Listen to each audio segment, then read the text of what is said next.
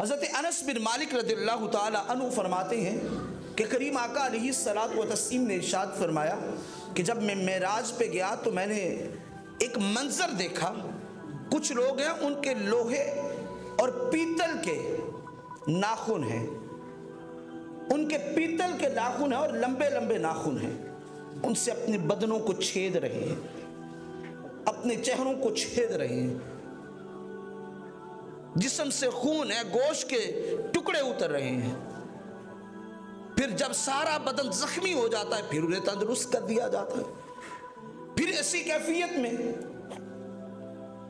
تو حضور نے پوچھا جبریل یہ کون لوگ ہیں؟ حضرت جبریل عرض کرنے لگے یا رسول اللہ یہ وہ لوگ ہیں جو دنیا میں غیبت کیا کرتے تھے،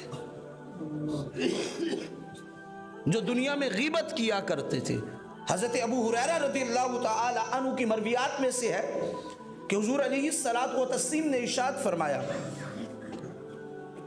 کہ اللہ کل قیامت کے دن کچھ لوگوں کے پاس انسانوں کے زندہ وجود سے کاٹے ہوئے گوشت کو ٹکڑے لائے گا اور اللہ فرمائے گا اسے کھاؤ. وہ کہیں گے مولا میں نہیں کھاؤں گا. فرمایا کھاؤ اسے، اور انہیں کھانا پڑے گا، وہ اسے نوچیں گے. عرض کی گئی یا رسول اللہ وہ کون لوگ ہوں گے؟ فرمایا وہ وہی لوگ ہوں گے جو دنیا میں اپنی کسی مسلمان بھائی کی غیبت کرتے ہوں،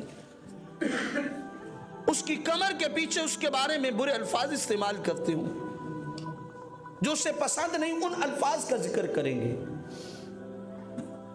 تو اس لیے ہمیں اس سے خود بھی بچنا ہوگا، اپنے گھروں میں بچنے والی مستورات کو بھی بتانا ہوگا کہ یہ والا معاملہ ہمیں بربادی کے دھانے کی طرف لے جائے گا.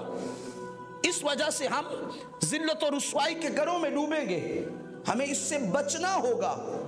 اگر ہم اس سے بچ گئے تو اللہ راضی ہو جائے گا.